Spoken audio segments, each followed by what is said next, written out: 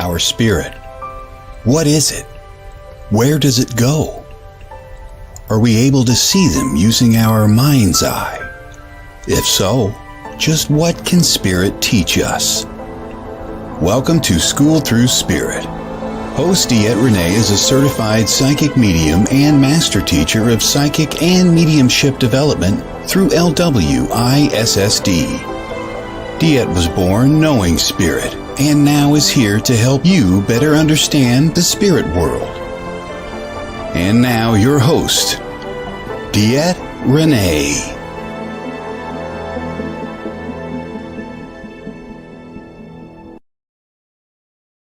Hello, everybody. Welcome to School Through Spirit. I'm your host, DeEtte Renee, here on WLTKDB.com. This is a show really about where I explore different people's lives, their journeys, and how spirit has impacted them. I do talk to a guest every week for a few minutes about their spiritual modalities or just, what's kind of going on in their journey, their story. I do find that these stories really do help to impact other people's and making people feel normal. I don't know if that makes sense. Just normal. Like this is just us. This is how life works. Now, each week I do talk to a little bit about what spirit wants me to talk about. And then I go on to my guest, who today is Dave Schrader. Oh my God. Oh my God. Dave has been part of Holzer. Well, he was Holzer Files, him and Shane Pittman and Cindy Kaza. That was a two season, I believe. He's been on the Ghost Adventures. He's got Paranormal 60. Dave is really just an incredible, person, humanitarian, really a huge icon in the paranormal world, has a lot of understanding on it. And I really thought his story is more pivotal. It's very pivotal, not just how he got into it, but the fact that, he makes paranormal, not poke the ghost paranormal. And I love, love, love that. It's one of the things. I wasn't a paranormal person. I didn't watch paranormal TV shows. I didn't like maybe the feeling I was getting from them. They made me a little fearful. I mean, everybody's heard me before go, oh my God, you'll never see me do paranormal because it's just scary to me.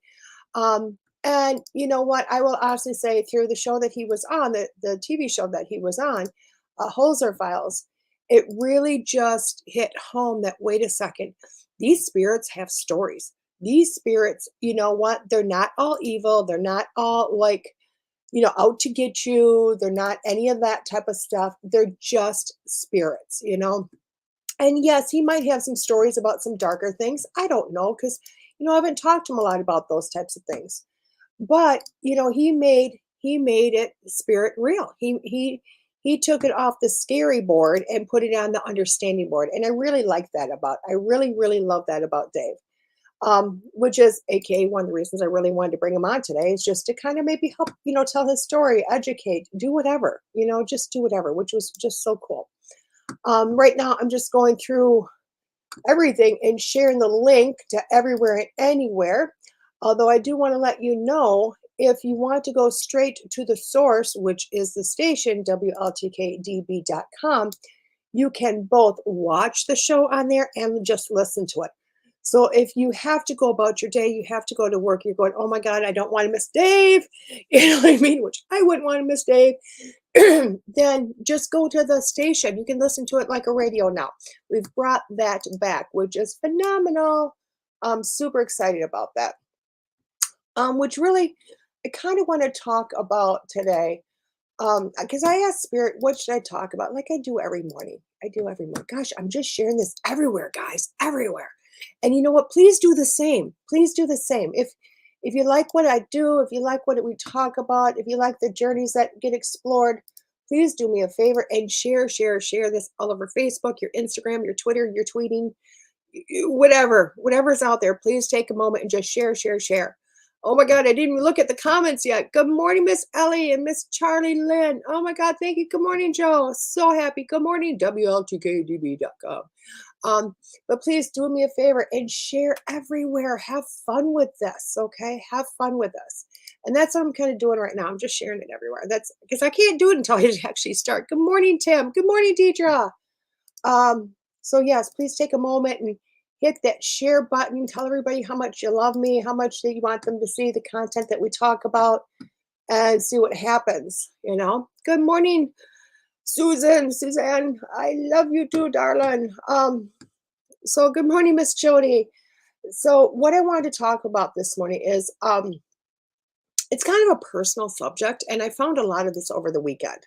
I found a ton of this over the weekend because thank you, Jody, for sharing. Um, oh my God, I don't know. Trying to think which place I wanted to go share this to. Um, One of those things that happened over the weekend. I was in Iowa. If anybody didn't know, I was in Iowa. I was doing it's called the Iowa Metaphysical Fair in Iowa. It's, I think, the longest running fair. It's like 30 some years now, and it's huge. It's at the state fairgrounds. So a lot of just amazing people, just so much going on. It was so awesome. But it seemed to be a theme this weekend. And I thought, wow, it's a theme that I've been going through. So I really kind of thought it was pretty cool.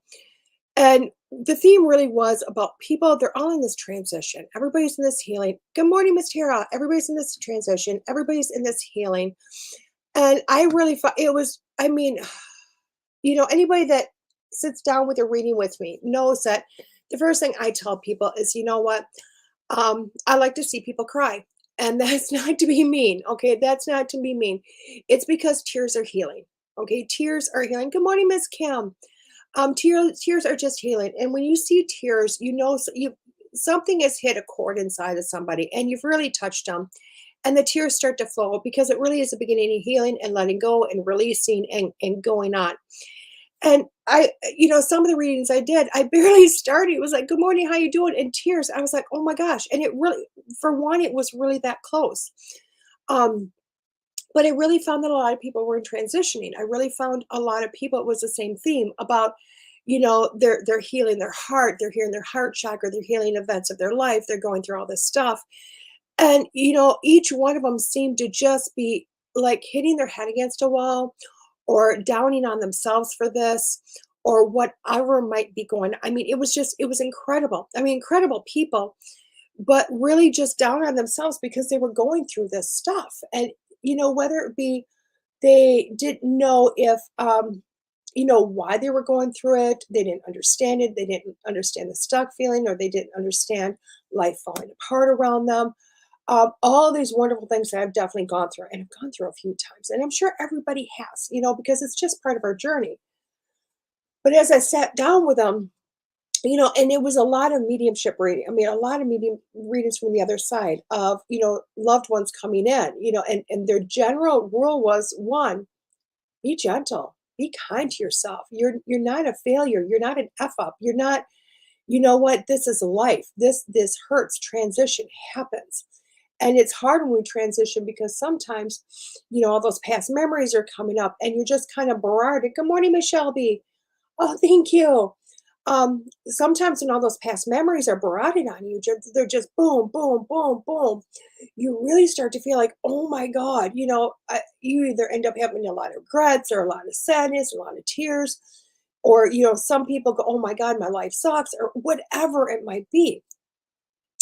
And spirit and in the energy both kept saying, gosh, be gentle on yourself. Life has not been, you know what, you're not a bad person. Life has not been, is not meant to beat you down, but life is meant to be experienced. And life is really trying to just get you into that moment of just loving yourself. Good morning, Mr. Michael. Thank you, Joe. It's getting you into that point of trying, because we are here to experience, and we are here to experience all the highs, the lows, the happiness, the sadness, all of it, because our soul takes it all into account. But really, the soul wants to get back to that joy. It really wants to get back to that feeling of joy. But you can't get there until you heal your life. You just can't get there until I'm much better today, Miss Deidre. And I wasn't sick, just exhausted. And I hope Shelby's feeling better. I'm sorry. But it really is getting to that moment of feeling of joy. And you can't get there until you start paying attention to some of those feelings that are coming up, some of the memories that are coming up, and taking them one at a time. And that's one thing I kept telling people over the weekend is take these things one at a time. Take them for what they are. The memory comes up. Look at the memory. And don't look at it from a point of, oh my gosh, I want to cry all over again. I just want to be hurting. I want to be in my quote unquote pity party, whatever it might be. But take the memory and look at it and go, why is this coming up? Why am I remembering this? Why is this coming to my attention right now? And then you have the understanding of what do I need to learn from this? And it's not that, gosh, my nose has been like doing this itchy thing all weekend. I'm hoping it's not a new spirit thing, like spirit comes around, my nose itches or something. Good morning, Miss Andrea. Um, but when these memories come up, look at them from a point of understanding. Like literally, like, hey, why is this? Why is my brain bringing this memory up? What is it about this that I did not learn, that I did not experience? And look at it from that aspect. And when you think you've come to the understanding of it, let it go. Just and it's because you're not going to forget about it. It's never going to go away totally. And it might come up again in a later date where, and at that point, you kind of have to look at it again. You have to like turn a kaleidoscope, look at it again. What else am I supposed to understand or learn from this?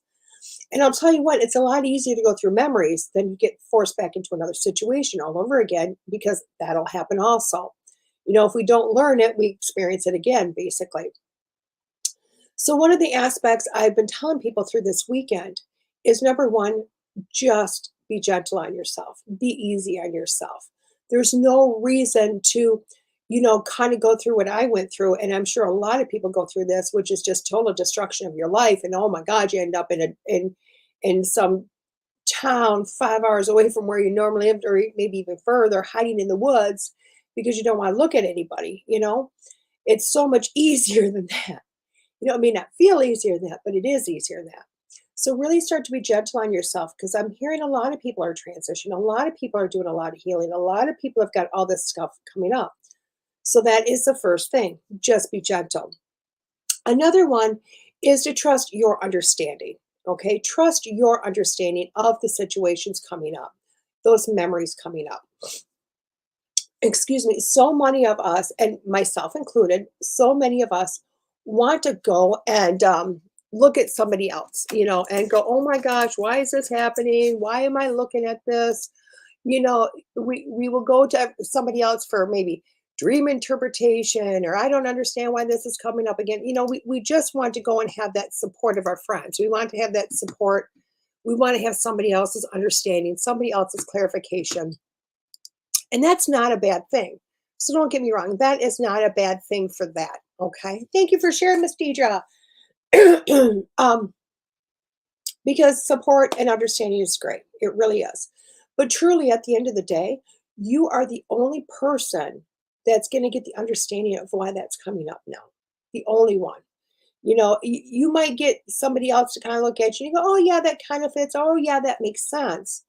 But literally, when you go back and do 5 minutes worth of pondering, and please don't ponder days upon days upon days on something, look at it from yourself. What is your understanding? What is it you feel you're at that point? Now, I think everybody that might be listening to might understand the word maturity. Okay. And you understand it as you grow, you mature, you get wiser, you get a different type of understanding. Something you experienced at 18 feels much different than if you experience the same situation at 48. Okay. It's maturity, it's growth, it's wisdom that is making the difference how you look at something. And that's going to happen with your memories at the same time. So even though you're looking at the memory of, oh my God, it was a stupid 18-year-old, blah, blah, blah, blah, blah, blah, and this might be going on. You're looking at it the maturity of somebody, older looking back at that. And you're going to see it as a difference. It's kind of like the old saying, you know what? I wouldn't change my life, but the one thing I would like to do is go back to when I was 18 with all the knowledge I have today. Maybe things would be different. So it is really looking at stuff from the way you understand things, because only you are at that level of growth. Only you are at that person that's going to understand what you need to understand for yourself at the time of that coming up. And that's also why memories will come up over and over again as you get older, is because sometimes you just need that growth. You need to have that understanding that only age and experience gets you to look back and understand things of previous years. So instead of having to relive it again, memories are a great way. But again, trust yourself. Now, I want to tell you the last thing I really got, and it was so funny because this really kind of came up, and it came up in a few readings. So and it took me a minute to understand why it kept coming up. And because literally I'd be in a reading going, oh my gosh, all this heavy stuff, all this heavy stuff. all this growth, all this understanding, all this stuff going on. And then all of a sudden, boom, I would see spirit do something totally off the charts, totally probably not them. And I would be like, oh, I don't feel it. This is what they do. But all of a sudden, they're in shorts and a tutu, or they're, going, doing whatever. I mean, they were doing radical things. I'm like, oh my God, what's this about? And it was funny because it ended up being the same scenario all over again with everybody that was going through these major transformations, these major transitions in their life, and going through all this healing and all this incredible work. And trust me, it's incredible when it happens. All of them are so engulfed in this. They're engulfed in it because it's what's going on and it's hard. That they really forgot that, they had to take time for them. They had to take time, maybe they don't get a full day to themselves, or maybe they can't plan a trip someplace. But you know what? All of a sudden, wake up on a Sunday morning, oh, I'm not doing the dishes today, and head your butt out to the lake, or, one lady was even like, I never take time for anything. And literally, I heard them, you need to twirl to work. You need to do a couple of skips. And she just started laughing because it was the spontaneity of those little moments that would put a smile on her face. Those tiny moments that we never give ourselves. We're always constantly telling, and I'm a big one, and I hear it myself. Take time for yourself. Take care of yourself. Oh my God, what do those words mean? Really? You know what I mean? Really, what do those words mean? We always say it. We say it to ourselves. And when somebody says it to us, we go, I know, I know. You know what I mean? All those types of things. But really, how often do we do that? Because I think in our heads, we think, oh my God, I need a full day to go have a spa day and blah, blah, blah, and do all this stuff. But really, who's got a full day to do that? Who in America living right now has a full day, or any country, to just go splurge on yourself? Or will take that day? Probably a better analogy of that, or better questions. Who's going to take that day? Good morning, Miss Sherry. So spirit just kept coming through, being spontaneous, being spontaneous. They didn't say go take a full day. They didn't say to, do anything major. Okay. God, this has been my nose all weekend. I think I brought a spirit with me. I'm not sure. I don't think I did, because I think it's just a spirit thing now. Like they come around, my nose is getting water. I don't know. Um, but And it was those actions of, walking down the street or walking to your car, and all of a sudden do a little hop, skip, and a jump and laugh. Be a fool for 2 minutes.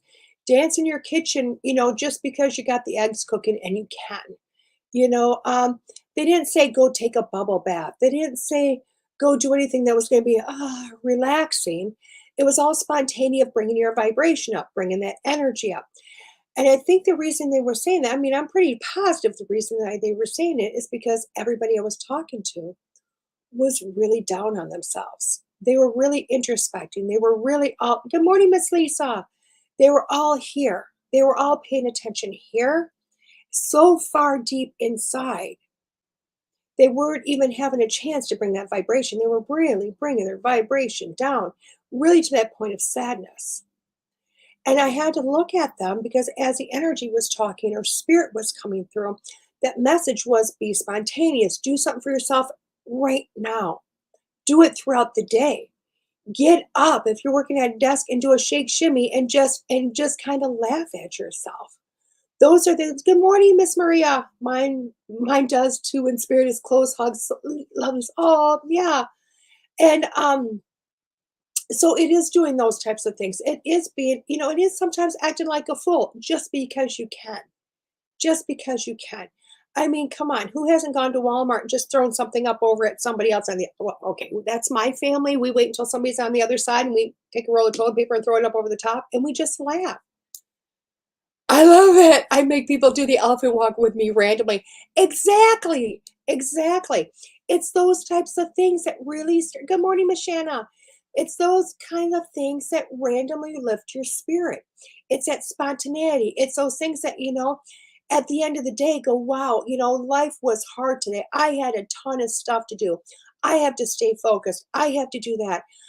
And transition, it'll do that to you. Oh my gosh. And then you put all that other stuff on and it's like, we're just way down. And we can weigh ourselves down with all this energy and we don't know how to pick it up. And then next you know, you're not really living life, are you? So that seemed to be the message is literally, guys, take your time, be spontaneous. Take those moments to jump, take those moments to laugh. And it's really exciting because you'll find out, after you do that, all of a sudden when you come back to your regular day, you've raised your vibration. Looking at those past memories, looking at that healing, all of a sudden goes, wait a second, this, and now you're looking at it from a totally different view, aren't you? I mean, you went from going very sullen, getting very deep into it, almost, I don't want to say earth shattering, but sometimes I can feel that way. But sometimes you just get Debbie Downer, and it's like because you can't figure it out and you're just going deeper and deeper and deeper. And literally, when that happens, sometimes you have to get away with it, get away from it, not with it. But sometimes you have to get away from it, you know? Sometimes you have to get up and go for a walk. Sometimes you have to get up and just dance. Sometimes you have to get up and sing. Do whatever you have to do to raise that vibration and then come back at it again and see really, really what you're supposed to learn from this. Not the Debbie Downer part of it, but what you are supposed to be for your transitions.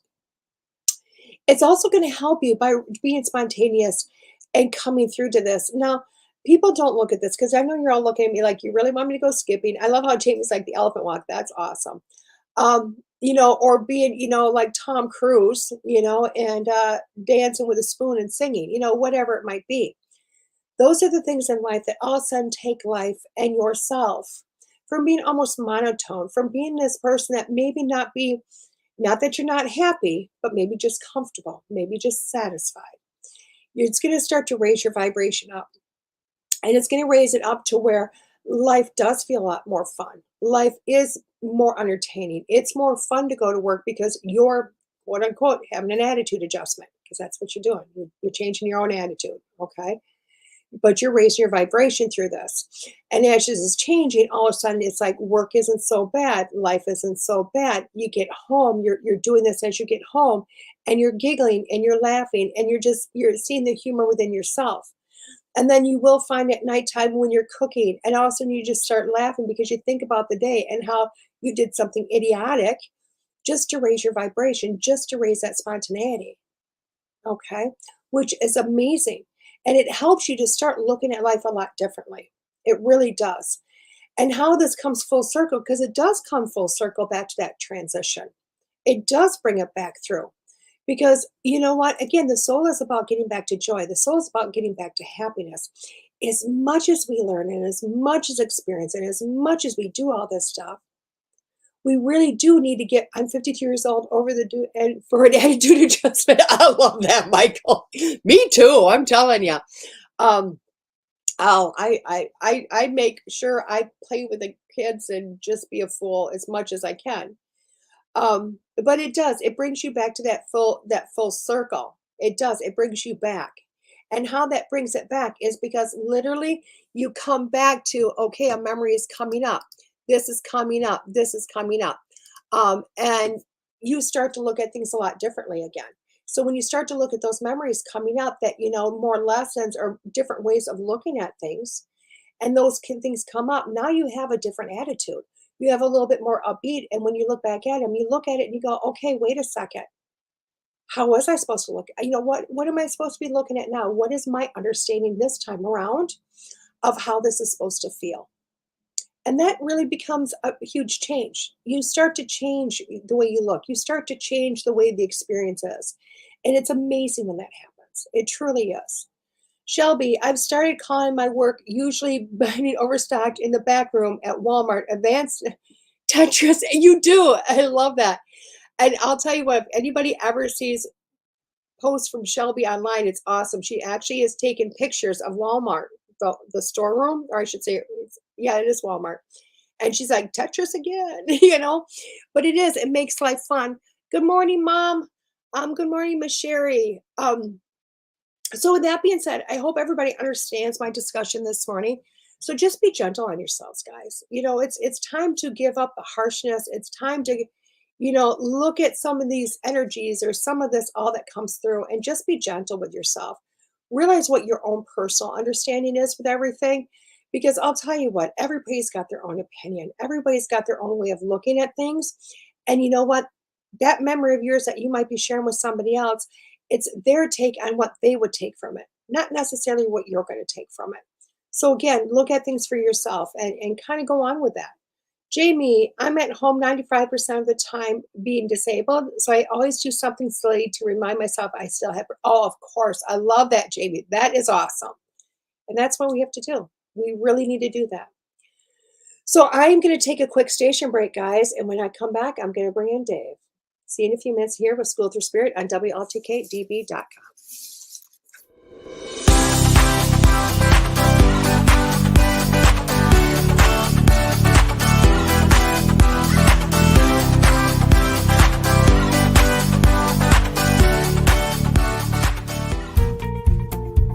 DeEtte Renee, Psychic Medium. All of us have questions about our lives, our loved ones, our futures. DeEtte Renee is here to help answer those difficult questions. DeEtte excels at working with spirit and is a certified psychic medium through LWISSD. She is a master teacher and well-versed in the spirit world. Look, don't trust just any psychic with your deepest thoughts and worries. Trust DeEtte Renee, as she will deliver her very best for you. General readings, past loved ones, finances, your future. Contact DeEtte now on her website, DeEtteRenee.com. That's DeEtteRenee.com.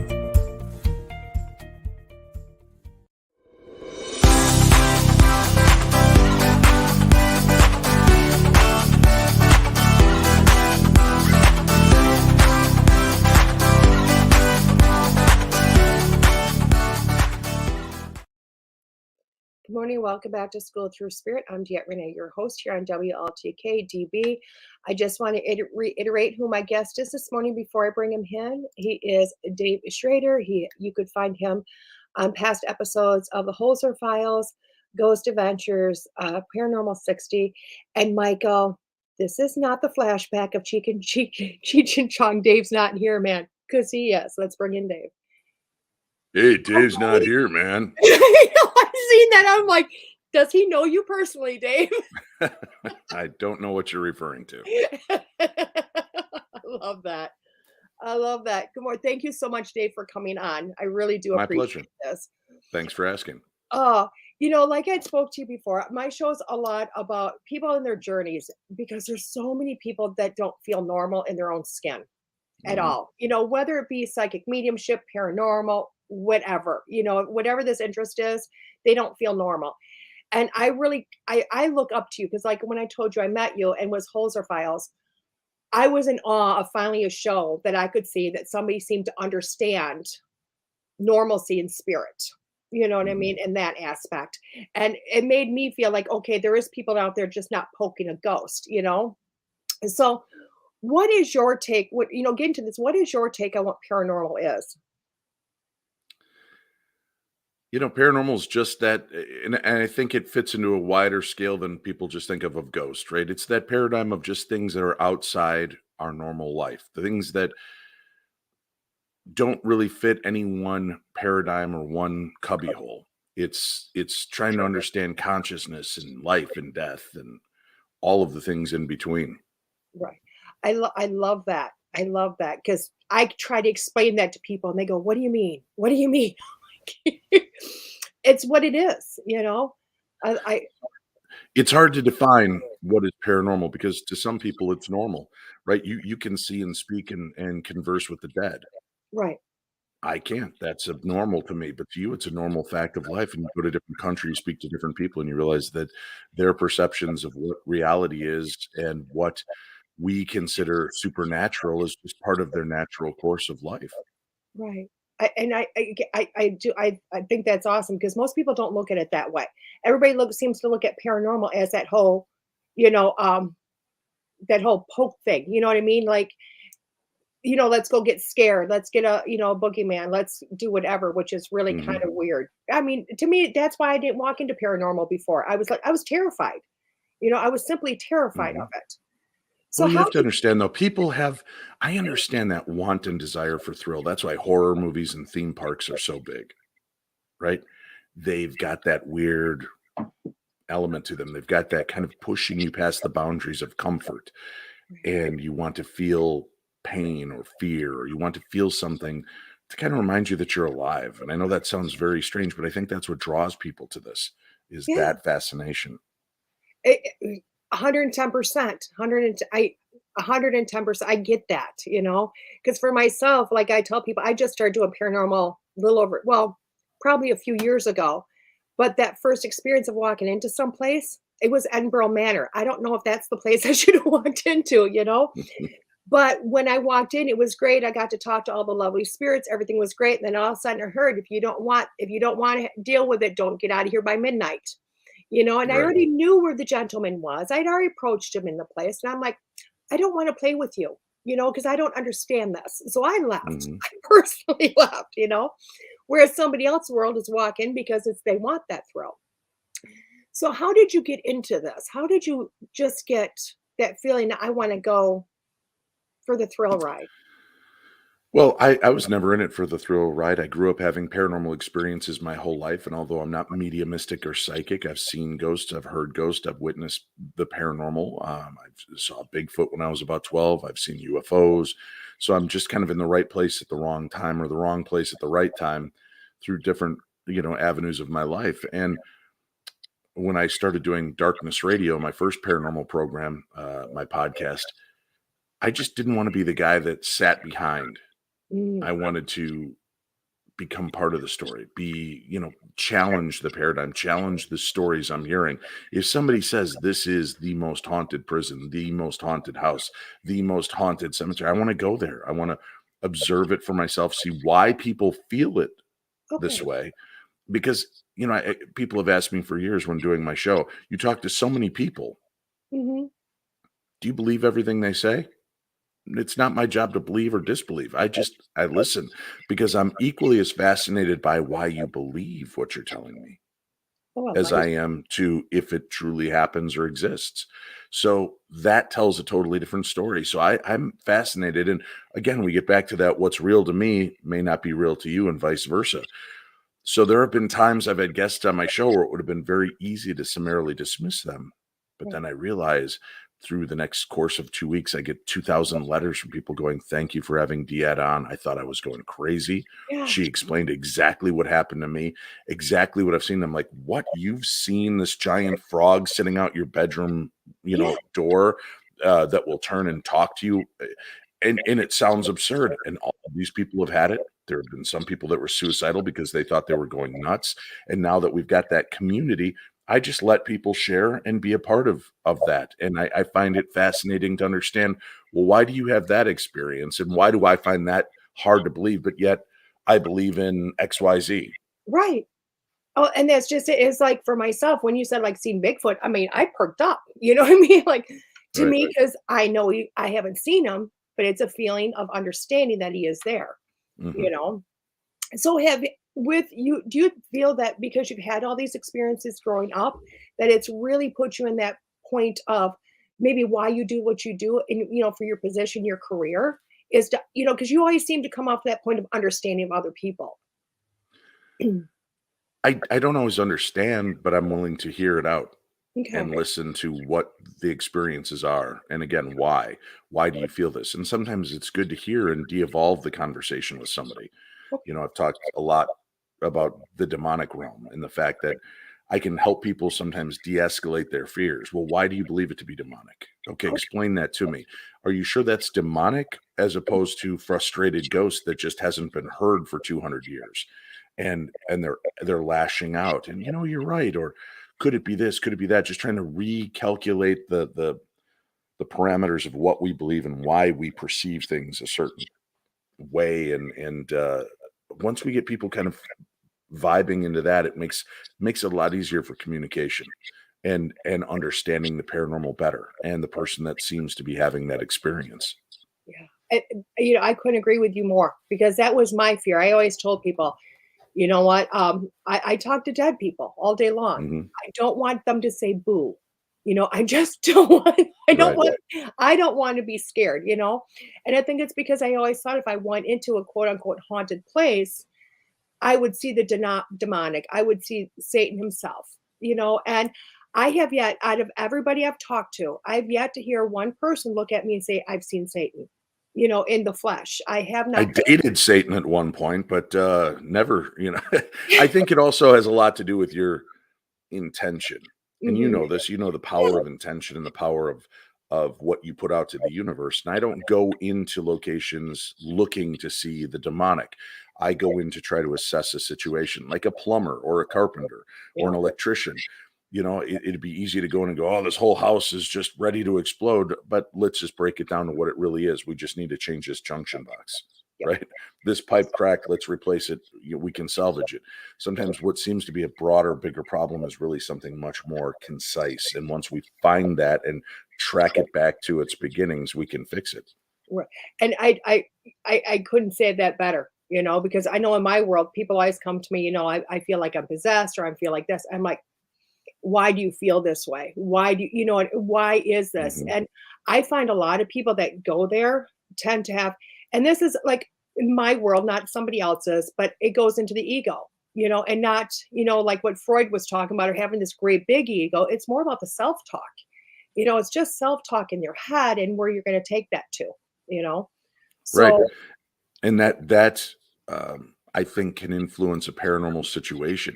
That's why I tell people that want to get into paranormal investigating, don't bring your garbage into an investigation. If you've had a bad day, a fight with your spouse, a fight with your loved one, your kids, you're frustrated by work or school, you haven't been sleeping, don't do the investigation. Remove yourself from that. mhm, Because when you bring that kind of garbage into it, it influences the spirit, it influences the location, it influences other people because we are interconnected, mhm. and it can shape the way an investigation unfolds. And if you've kind of put out this negative stink and it starts to influence other investigators, do they become part of this mass hallucination, this mass, and I don't mean hallucination in the sense of we're not really experiencing something, but are we tainting the way they're perceiving it? And that is right there, I think the biggest thing anybody can understand or say. Jamie is asking, let me see, people who have passed, I know in my world, paranormal may be different, investigations, but would they be different in death than they are in life? The theory is so in life, so in death. That's why I say to people, don't always jump to the conclusion that you're dealing with something evil. I am a smartass as a human being, right? I like to have fun, right? You We've do. seen each other at events, right? Yeah. I'm the guy who's going to be standing over your shoulder when you're on your Ouija board saying, "Is this the devil?" I'm gonna be the one that pushes that planchette to yes, just to freak you out, right? I'm the one that's gonna say, "Die," because I'm a smartass in life. So Right. don't always assume that when they're acting creepy, they truly are creepy. It may just be a ghost with a really big case of irony and wanting to screw with you. I Right. will totally do that. So Oh, just be aware of it and take it back. Sometimes, "All right, I get the joke, very funny. Anyway, okay, boom," and put it back into how you want to communicate.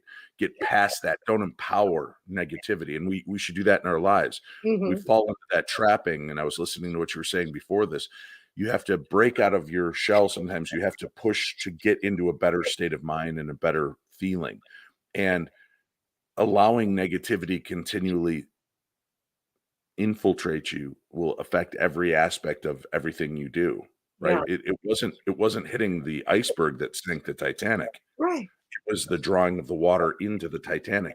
That's the same with negativity. You can't be brought down unless you let it in. So I always tell people, be cautious when you do these things in the way you deal with yourself. Words have power. That's why it's called spelling, right? Mhm. Yeah. It's you're setting your example and your intention for what you're going to explore. And I know there's a bunch of negatives out there right now. A Oh, bunch of there people always is. that are going to go, "That's not true. I don't have control at work. I didn't have control at work. Yeah. I now work for myself and I Mhm. work from home. And there are months I wonder, am I going to make the ends, meet the means? And I do it. And it's Right. not because I've got some amazing talent. It's because I believe in me and I put it out to the universe to have it come to me. It's And it's like any exercise. You can't just get up off your couch and start running 5 miles today. You'll have to walk up the block and back. And the next day, 2 blocks and back and 3 blocks and back. And you have to start working those muscles and intention muscles and and reform the way you speak. You know how many times, I go, well, I'm just a fat old man. The more I say that, the more I start to believe it, and I start to feel like, God, I'm just a fat old man now.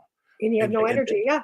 And nobody else is saying that to me. Nobody else is, feeling that. Why should I? Why should we allow that? So when it comes to the supernatural, I don't go in to talk to negative ghosts. I go in and I open myself to say, if there's something that I can help you with, Right. you don't have to lash out at me. You don't have to scratch me, bite me, push me to get my attention.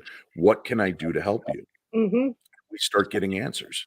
We Yeah. start getting responses. Whereas they might have lashed out at somebody else, they're taking me seriously because they see I've got that for it. And I'm a jokey guy, can goof around like anybody. Hmm. But when I go into an investigation, I want to try to focus on the spirit's needs, not mine.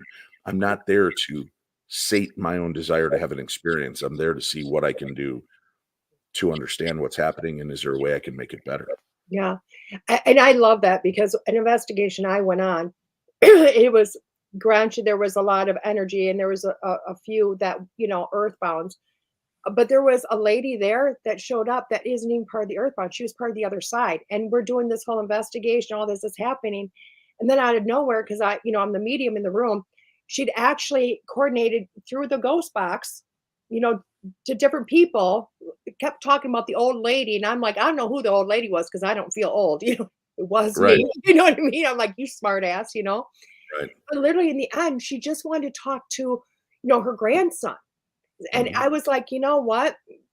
Part of the investigation, guys, and they got it all on camera, but I'm just like, "Duh, duh, duh, duh," because she needed to talk, and she'd been trying to talk forever, but people don't understand that, they become part of the story on one level or another, you know. You have to gain the trust of the spirits because again, in life, we don't trust everybody. We don't know what your want and desire in when you come in to do these things, right? Right. So I always tell people be polite, recognize the spirits. Diet, thank you for allowing me into your home. I understand why you stay here. It's beautiful. This has a very comforting feel to it. Yeah. But I don't understand why you're lashing out and frightening the people that live here. Help me understand what's going on. And then I listen to the EVPs and do we get a response? And then once they realize that, and sometimes you can't make that bridge, you can't get that connection. So what I'll do is I'll invite spirits that may be a part of our team. So there's somebody here that's attached to one of us that would like to come through. Ooh. And then all of a sudden, Diet's grandmother comes through. Diet, yeah, you have a message for Diet? Oh, yeah, you know, miss you. Oh, that's sweet. Now they see the spirits that are there start to see, oh, you are doing the set of love and respect. And they step up and they start to open that corridor and allow themselves to come through. And I think that's why on the Holzer files and the Right. programs I've been a part of, we get good results because we work in compliance with being polite and respectful and Mhm. incorporating our own energy, our spirit's energy, our friends and relatives that may be with us to help us bridge this gap Yeah. and bring forth the spirits that are there. You know what? And I honestly, I love how you just said that because I was in awe, and you already know. I mean, I'm not necessarily a fan of people because I don't Google people, and if I had You're one, not a fan of people? I'm not. Well, it got to be the joke at the event we were at. She's the one that doesn't Google because I don't. You know what I mean? I want to get to know Sure. you for who Mhm. you are, not for what your IMBA or whatever is, or your show or whatever. Because I'll tell you what, if I just watched Holzer Files and I went, "Oh my god, this is Dave. I can't wait to meet Dave," and then all of a sudden, you say some remark, I'm like, "Oh my god, maybe he's," I'm not getting the real you. You know what I mean? Right. So on Holzer Files, I was always in awe, and I honestly can't remember all the episodes. I like binge watch Netflix, all of them. You know what I mean? It's what I did.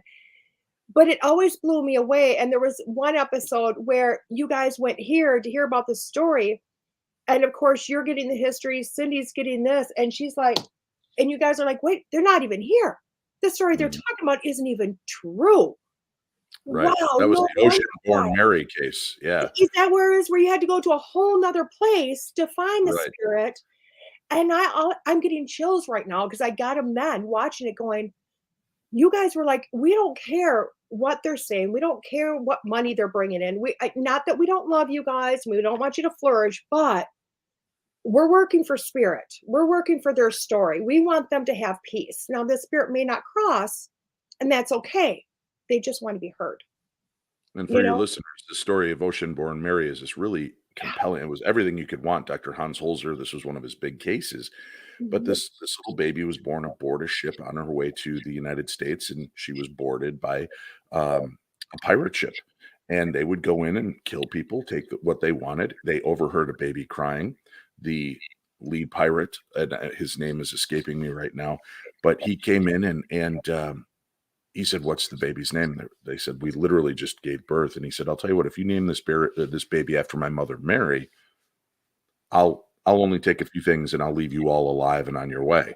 And he did. And he actually gifted her a few items for this little baby. And he went on his way.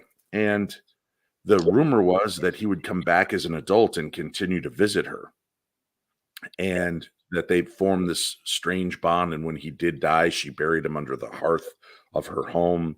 The pirate treasure was in the yard, buried and hidden somewhere.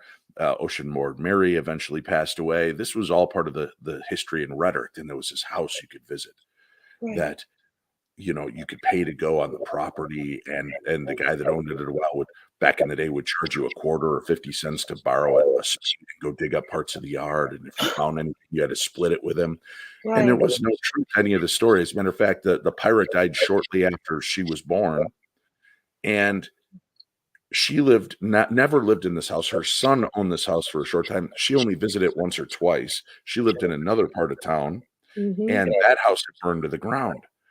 And we ended up actually finding the house she lived in most of her life had been lifted up brick by brick, board by board, nail by nail, and moved completely to another state. So we Right. went and uncovered that house. And we have all the provenance to prove this is the old original Ocean-Born Mary house. The people that owned it were fantastic. They let us in. They said that they sensed that they shared their house with a presence, but it was never anything frightening. Mhm. And, once we started bringing these things in from Ocean-Born Mary's past, she got very upset. And it was like, "God, I've avoided this for 150 years. People have lied about me my whole life, made this huge story up about me that isn't true. And now you're going to stir this up." And out of respect, we just left, and we didn't reveal where this house was or how Right. to find it. And we just want Mary to have peace, and so do the family that lives there. Yeah. And to me, that's just amazing because think about how much you helped with her for her to get this, that somebody believes her finally. I mean, it's amazing. And you guys did that over and over and over and again. And I'll tell you what, the fact that that show is not picked up and not keeping going, I just think is a shame. You and me both. But Cindy and I did film a new series that'll be out later this year. Thank you. Shane also filmed a series that'll be out later this year on a different network. Yeah. That's all I can say at this I point. But I know. I'm yeah, just happy you guys are coming back. me too. I can't say it enough just because I don't care what kind of show they put you guys on. There's going to be a lot of dignity with it, and there's going to be a lot of Try. a heart in there. Well, in my Mhm. world, it's like even in my world, I see those people that are not necessarily giving spirit respect. For me, I'm trusting spirit. To me, it's all about intention. There's just so much there. So to see somebody that's educating the populace, because every show you do educates, everyone And educates. that may be why we're no longer on the air. People want shows where you're running away and you're terrified and you're possessed every week, and you're having these issues, and we try to take a much. I don't want to say anything because I'm not trying to speak ill of any of my No, contemporaries out there. I love the shows. I'm entertained by them. These are my brothers and sisters in the field, and I yeah, love the work they do. We all bring different levels. you do. But I think, it's like doing my podcast for 17 years. People are like, "When are you going to talk about the science? We want to know the science."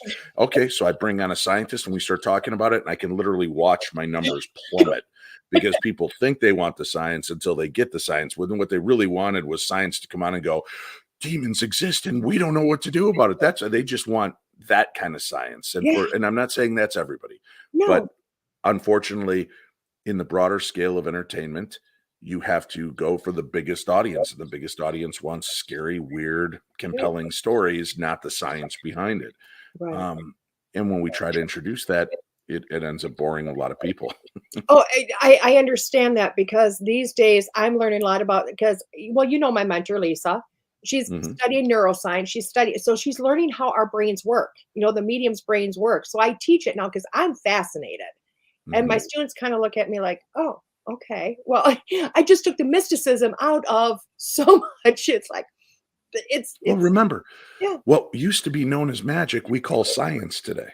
The yeah, mixing of herbs and plants and roots to yeah, create aspirin, to yeah, create, insulin and all these things that we're doing. That was considered black magic or magic at one point. And that's all this is the supernatural is like zoology, right? right, Something like Bigfoot is only cryptozoological until we find it. And then it's plucked from that and put into the zoological category. yeah. Right. And just so people that are watching this don't freak out and think I'm really a ghost because part of me keeps disappearing on the video, I I'm just have a green screen background because my wall behind me is just a canary yellow and it looks really I bizarre. I So was like, "Man, I need to come to your house and get education because your background is amazing." Like, every time I do a background, I move and the whole thing moves, so I don't do it anymore. I just have the right blend of yellow behind me, and then I've got an actual sign, my logo, Scully, that hangs on the wall, and it happens to bleed through this green screen effect. But you can see as I put my hands closer, I Yeah, vanish. I was Just like, finding that right sweet spot to not totally disappear. I love you're doing great because 'cause I'm like, I've been watching the whole time going, "Oh my god, I don't know if that's his wall, I don't know if that's a curtain. Oh my gosh, look, you just disappeared, Dave." And that's Mother Magic, Goes, guys. right? But You that's just the whole give thing you with insight. psychic mediumship ghosts. It's paranormal because it's outside the normal realm of science that we can explain away. Yeah. Once we find that and define it, it will just be part of science. It will Mhm. no longer be part of magic, right? And listen, I fully believe I've been listening for 20 years, mediums. Oh, we all have this ability. Baloney, but we do. We We do. all have it to a level. It's just what you're willing to accept. And if you just want to keep it shut down, that's fine. But it's like talking to skeptics. I'm a skeptical believer. I Mhm. question everything, but I've had experiences, but I don't believe everything. Even my own experiences are exactly as they always appear, right? There are grand illusions that we tell ourselves and fool ourselves with, and things that we do and experience, Mhm. but we can learn from that as well. So I think that's what makes this field exciting is the fact that we're never going to pin down one definition, and everybody wants one definition for one Mhm. topic. Can't we just, like Bruce Lee's concept of martial arts should be like water? It's constantly changing. It could be hard as a brick if you jump off a bridge at 400 feet and hit it. It's like a wall. Otherwise, it can be nurturing and soft and gentle and healing. It can move quickly. It can stagnate. We need to treat all of this the same way. That there's no one answer to the paranormal.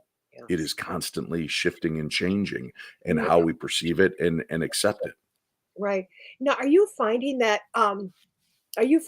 as you go through just the journey of your life, people that because I know you give people ten cents of your day, or a Mhm, lot of 10 cents. I mean, I have yet to see you like just blow somebody off and walk away, even with somebody sending messages or whatever. mhm. But do you find as people talk to you, or they ask you about your way that they just go, oh, they kind of melt, like, thank God somebody will listen or somebody will give me that time or not think I'm crazy? Yeah, I've said the most rewarding thing for me. I did this radio show, Darkness Radio, when I began Mm, for me. I've yeah. always wanted to do radio, and I love the paranormal. And this is going to sound very egocentric, but I never did it for the listeners. I Okay. did it for me to explore things I was fascinated by, and I hoped that it would resonate with people like me that wanted these answers. Okay. And so I built it, and it wasn't all about just Dave, but I mean, it was, I wanted, that's why I don't do a whole lot of research on a guest before I have them on. Because if I know you too well, yet, and then I have you on my radio show, I'm going Mhm. to forget to ask questions that my audience wants to know Yeah. because I already know it. So I don't bother with asking it. So I've always tried to keep myself on the fringe to know enough about the subject Mhm. to carry a conversation, but to learn with you and not feel like I'm the authority on it.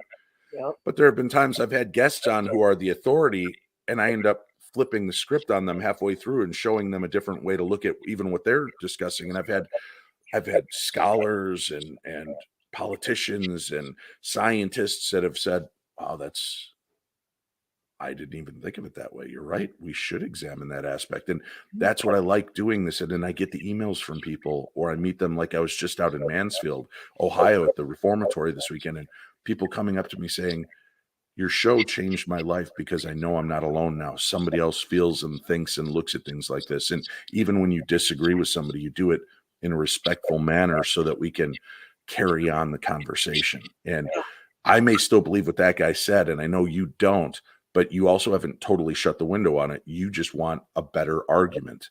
You Right. want somebody to have something more compelling to sell you, that there's more to this. And that's, I think, the big thing for me is I've never shut any of the doors or windows to say, nope, that's not it. I will tell you, I don't like orbs. I don't Right. want to see your pictures of orbs. I don't believe they're ghosts. But there have been a few compelling instances where I can say, now that's interesting. But they're Right. very few and far between. And I'm open Right. to showing me more. And I've had certain aspects of my consciousness shifted in things that I didn't like. I used to be like, ghosts, demons, aliens, Bigfoot, chupacabra. Sure. Fairies? Come on. Fairies? Really? What kind of moron are you?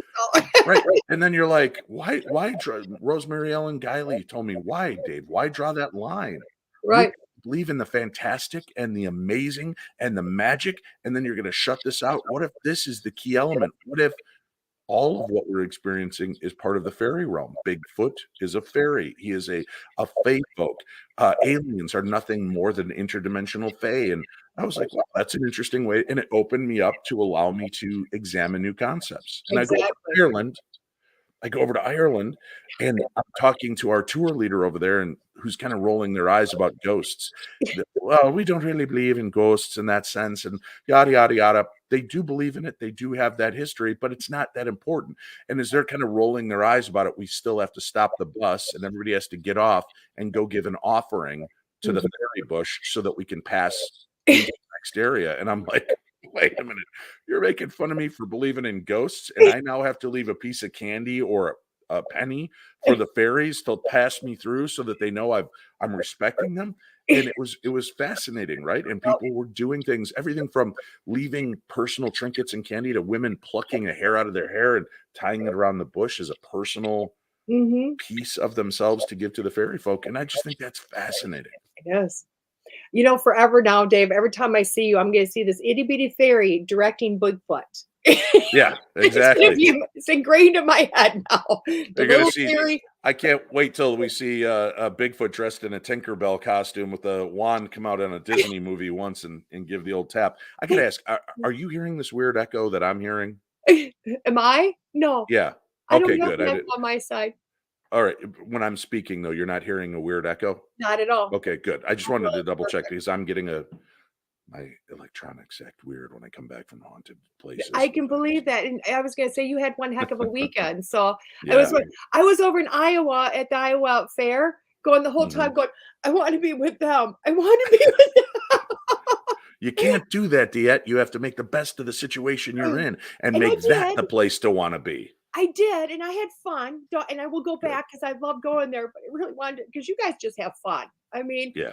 I'll tell you what, guys, if you've ever gone I that was my first paranormal event, and I was expecting, I'm not gonna lie, I was my in my head, I was expecting all this ego, dur, dur, dur, you know what I mean? Whatever, we're all tough men. We go talk to, haunted places. And it wasn't that at all. It was Mm. just so much fun and Hey, just we do the same thing. I see your name up there and I'm like, I hadn't met you before, I'd heard you, and I'd ask, how am I going to say this woman's name? Is this all this Diate? I am Diate Ranane, right? I don't know, because so many people take themselves so seriously and they over accentuate who they are sometimes in this field. So we have that same deal when we're dealing with mediums. It's like, are we going to get, is this Diet Renee or is this Dietete Rananai, right? And they're, oh no, I'm this way and this, hoity-toity nonsense. And you realize we're all just people. And if we can Mhm. all just come off our high horses and Yeah. enjoy this and be with one another, people will laugh. I go to events, and if I happen to realize, we're having this big party at this event and there's two waiters or wait staff and Mhm. there's 200 people, I start collecting dirty cups and moving them to one area. I clean off the tables. People are like, you're a TV guy. What are you doing? Why are you doing? And I'm like, because there's two of them Yeah. and there are 200 of us. And this is overwhelming them. And you want Mhm. your drinks quicker, but you also want your table cleared. I'm just helping so that one of those jobs is a lot easier for them. And I believe that we all should have that impact that, try to make wherever we are a little bit of a better place just for being there. If it's Yeah. helping out somebody, listening to somebody's stories. On my sign, I'll have at these events, it says Dave Schrader, Holzer Files, and my new show, The Paranormal 60. And then below it says autographs $20, book autograph $20, hugs and selfies always free. Right. Because if I can help set somebody's day, and everybody needs a hug, right? It's funny Yeah. to me because how many guys will come in that are these giant mountain of men, and they're like, "Well, do I get a hug? Sure, bring it in. I will hug everybody." And if you exchange that, do you know that you actually release endorphins in both yourself and others when Yeah. you hug someone? And I don't just give a pat, I hug, It's gotta be and a not hug. creepy, lingery way, but I hug and I let you know I love you. And and you can see people walk away with their shoulders up and smiling. And it's not about ego in this field. It can't be about ego. It's got to be about sharing and being reciprocal. And I take back from that energy as much as I give out. So I enjoy that kind of transference. And that's why I love doing what we do in the supernatural and the paranormal, because we give to the spirit realm. Sometimes they give back to us. We give to the people around us. They give back to us. If we can make that difference together, we're gonna make things happen, and we're gonna see things happen. I love that. I love that. And since you've brought the 2 worlds together, I need to ask you because I Mhm. have talked to paranormal, and I'm just gonna use the name paranormal just because everybody puts that Mhm. on where it's at. But a lot of paranormal don't wanna work with a medium. And a Mhm. medium's like, "I don't wanna work with the ghost box." You know what I mean? Back and forth. How do you find bridging those 2 together?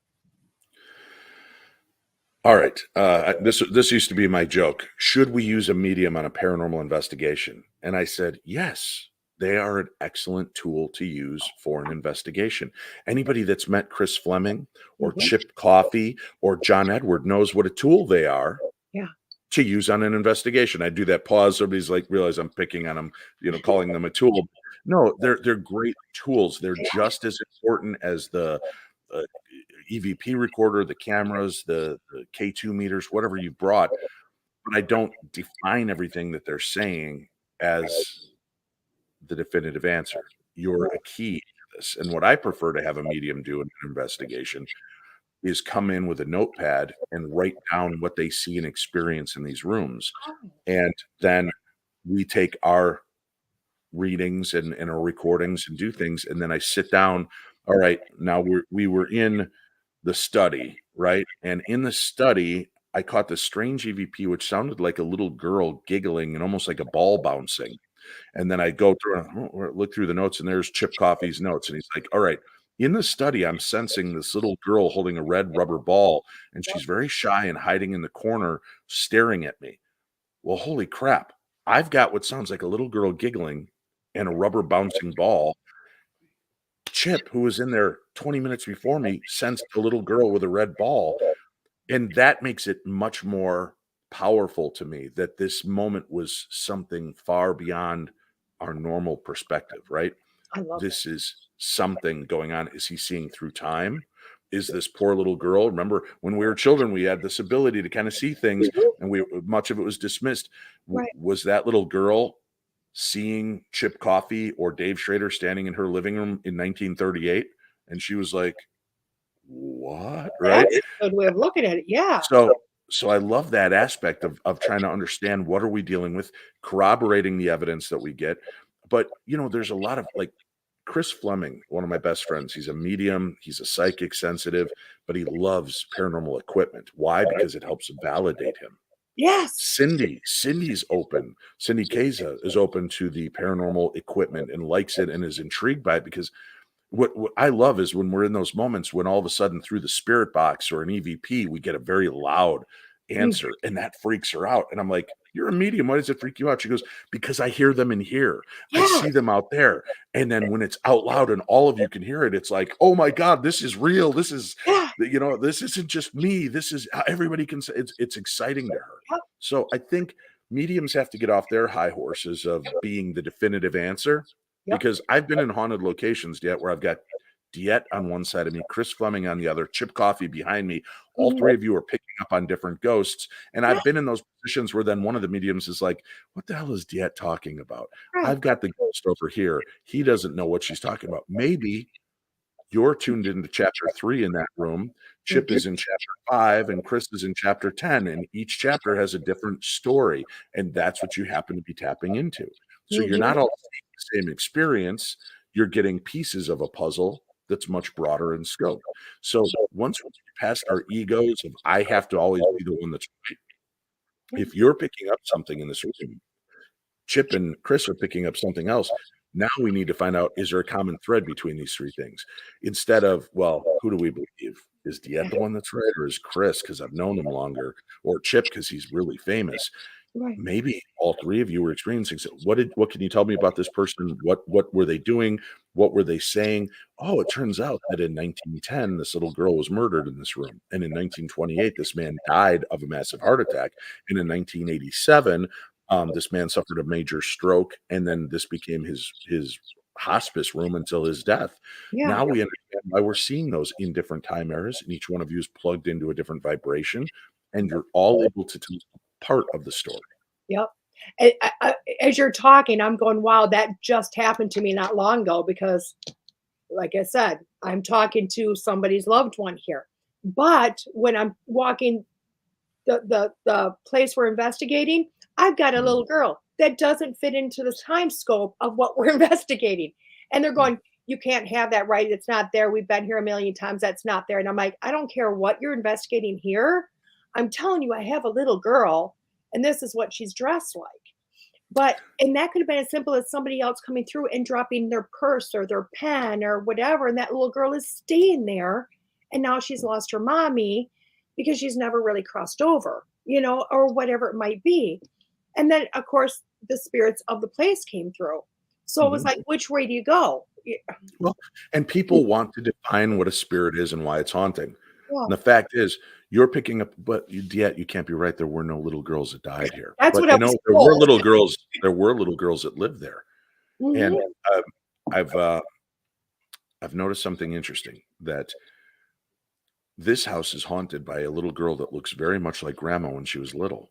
Mhm. And grandma's house where she died, we've seen grandma's old body shuffling around, but how could she be haunting it as a child Yeah, and as an adult in 2 different places? Well, if there's we leave different pieces of ourselves throughout wherever we go, and if there are elements of listen, I grew up in Medina, Illinois, in this house that I loved with my mom and dad, and I had a great time there, right. and why wouldn't a part of me stay there? Yeah, This fracture of part of who I was, right. or more importantly, as a spirit, if there really is no realm that is confining and I can visit, why wouldn't I visit an area and feel like a child again in that area? And maybe that's what's projecting. Yeah. I'm sorry, I have So cats and I think I got a cat hair that's wafted into my mouth. So for your you're video viewers, I'm like, what You're the fine hell? because all weekend I connected with the spirit the first thing Saturday morning. It was like an old man that has that runny nose, you know what I mean? So all weekend I've been wiping. There's nothing there, but it's like I need him to go home. Then you need to clear yourself, Diet. Come on, get rid of I'm that. like, I kept Send looking back at that everybody. energy. I go like this, and they're like, "What are you doing?" I said, "There's something." They're like, "There's nothing there," and I'm like, "But he Then showed I up and left me his nose." tell him to return it. You have the receipt and you don't want it anymore. It doesn't That's fit. it. So I thought I left him an eye when I started doing it this way. I'm like, no, dude, you need to come get your nose because it's not Yeah. it is not my nose. So, but I feel like I should be the old man, and it just, yeah, I'm not going to go there. The nurse part of me wants to describe just it's a whole Right. conversation. It's a whole nother conversation. So, what are your, what are, and I know you can't talk about the new project, so I'm not going there. But where would you like to see? paranormal or that world of spirits or aliens go towards? What would you like to see, or what do you think it's going towards? I I'm just happy with the natural progression. We're so much further now than we've ever been, Yeah. and people accepting it. This is no longer water cooler talk and hushed whispers. People are talking about it as families and at work and in public venues. So I love where it's going, and I just let it be where it is. The only thing, like I said, the only thing I would like to see change is everybody get out of their head and their egos of always having to be right and holding on to some of these haunted locations like it's the key to King Solomon's mine, and you own it. Share it. The only way we're going to get better, the only way we're going to learn is by sharing evidence, sharing stories, sharing this education so that we can start to understand what's going on. And this is what I truly believed yet, and this is becoming more and more solid for me. So this is, I said, don't have that ego where you believe the one defining thing. But to Mhm. me, this one defining thing is part of this excitement is the journey of exploration, but I don't believe we're ever going to find the destination until we pass on. I agree. I believe that it's part of the journey to ask these questions. Well, you're supposed to let go and let God. God in the Bible tells you to not believe false prophets, not believe false answers. So that means question things. It's okay. Push the paradigm. Yeah. And I'm not just saying this in a religious fashion, but for No. those that are religious saying you can, yes, you can, Mhm. right? You can explore this, but I don't think we'll ever get the real answer, the one answer. That's why I don't think anybody should set their stakes in 100% and say this is it. Right.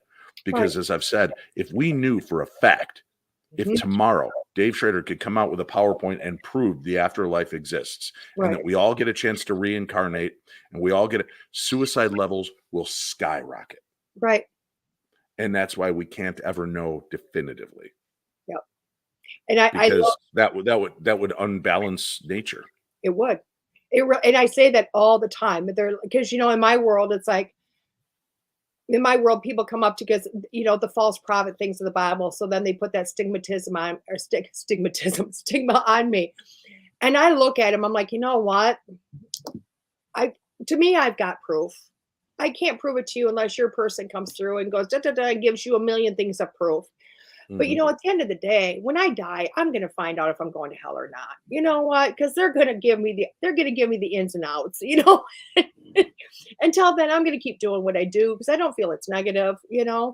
So I worried about going to hell my whole life until a few years ago, because we're human and that's bred into us in this fear mongering. Listen, the fact of the matter is, people will say, Dave, you always put up these prayer requests and then you swear like a sailor and you do this and you do that. And they're so diametrically opposed. And I go, that's what human life is all about, is that we're multifaceted. We're not just one thing. And you know what?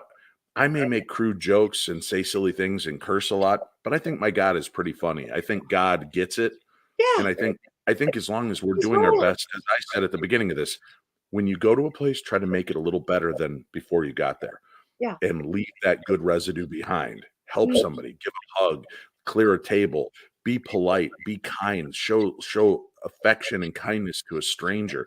People have come to my events over the years by themselves with trepidation and fear. I'm going to be by myself. I don't know anybody. And I'm like, come anyway. Yeah. Yet, if you come to my event, you're going to meet other people. Mhm. And I can't tell you how many people have walked away with soulmate friends, Mhm. soulmate lovers that are now married and have children or have been friends now for a decade because they met at one of my events because it's a bonding moment. And Mhm. and you have to be open to that and allow the healing to begin. Yeah. And this is the one level playing field that we're all on as a paranormal. We Mhm. all live, we all die, Yeah. right?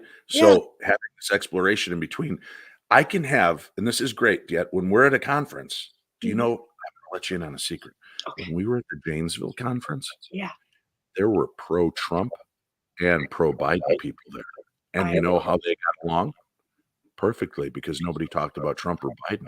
They and you know talked about the afterlife and crystals and massage and past lives, and we were all one as opposed to Democrat, Republican, or independent, and we weren't pro-life or pro-death. We weren't, pro-abortion, pro-life, yeah. pro-choice. We were just sharing this level. And And you know, that's the essence of it all. do you know what's even more powerful? What you just stated that I don't think you know. When Trump came to Janesville, that's the exact same room he did a whole press concert conference in. So, I mean, a lot of people, a lot of energy, and still nobody cared.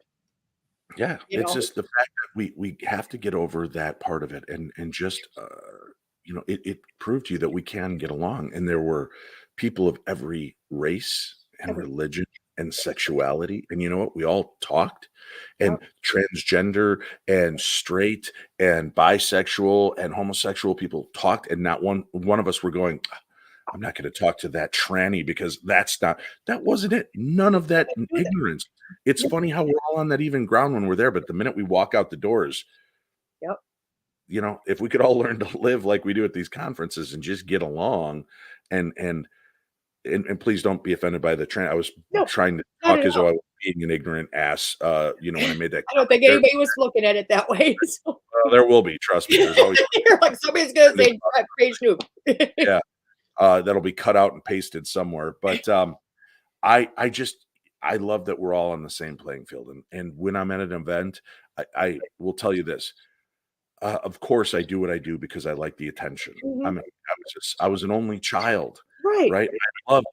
I love doing a radio show and having people care. I love doing a TV show and having people care, and I love being accepted and getting hugged from people all around the world, Yeah. but I don't like the term fan. Mhm.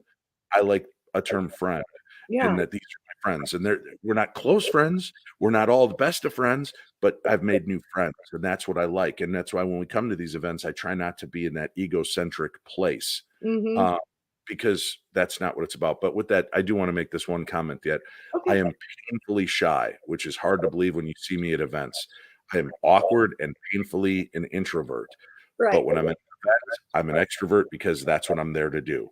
Mhm. So sometimes if you see me and I'm off on my own and I seem very not into talking to you, it's more me than you. It's not me being an arrogant jerk. It's me being shy and sometimes just, that feeling of you're going to realize what a fraud I am talking to me in person. It's that imposter syndrome. So I always feel bad about it. And what's great is I've mentioned it on my radio show because I'll be out at Walgreens just grabbing some cough medicine and somebody comes up and starts talking to me and I'm like looking at the ground and looking all nervous and I'm like, okay, great to meet you. And then I walk away and then, I'll see somebody, oh, I met Dave Schrader. That guy's such a jerk. He wouldn't even sit and talk to me. And then I've had to say, I apologize. I am Right. painfully shy in public. And it was great because people have now realized that. And we Right. were at a concert a few years ago before COVID. We went to see the Stray Cats at the casino here. Oh my God, that'd been And awesome. as I'm walking in, somebody gently taps me on the shoulder and they go, "You don't have to turn around. I just want you to know I'm a big fan. I know you don't like personal confrontations, so it's cool, but thanks for doing what you do." And they walked away. A few minutes later, another person came up, kind of sidled up next to me without engaging me directly and said the exact same thing. And my wife and buddy were with, and they're like, dude, that was so cool. They let you know they love you. They let you know they cared without making you feel awkward because you get shy in these situations. So I love that people pick up on that. So please, if you ever do see me out there and I seem like I don't want to talk to you, it's not because I don't want to talk to you. It's because I'm probably having a introspective moment of, oh gosh, why are you talking to me? Right? I get that dopey sense. I understand it because I'm the same way. I don't know if you know who Dave Anderson is, Famous Dave's Barbecues. Oh yeah, yeah. Famous. I worked for him up in Hayward. When I decided to jump off my life, fall apart, and like regather myself, gave up nursing, and as an empath, where did I go? I went to the original and decided to work as a server in my 40s. Probably not the best choice of occupations, but he actually with when Dave trains him his own place, well, when it was there, he has a very strict guideline to train, and he watches it and he says, "You need to be famous. You need to be famous." And what that means is there's a presence. You have to have energy. You have to. It's walking on stage, you know. So when I walk into an event, you know I'm there. I know you see me. I walk in, hey, how you doing? You know what I mean? Da da da. That is the farthest from me, the real me. But I know when I walk in, if I come in with this energy and this exuberance, and everybody goes, they either get up and high and happy, blah, blah, because I've lived, or they're annoyed as hell. And still, it's another vibration that's, you know? Right. But But I get back in my cocoon. I want to come home. I want to be by myself. I want to be left alone. I don't want to talk to you in public. I will, if I see you here, I might turn and go this. And it's not me being mean. Mhm. I don't know how to talk to people half the time. Right. It's funny. Public people, public speakers, you think we just can do it everywhere. Painfully shy. When I met Robin Williams, when I saw his show, when he was filming with Carol Burnett, explosive, maniac, having fun on stage. And then when we met after the show, hi, yeah, it's nice to meet you. And he was just so quiet and reserved, not what you would expect at all, because he didn't have to be Robin Williams in that moment.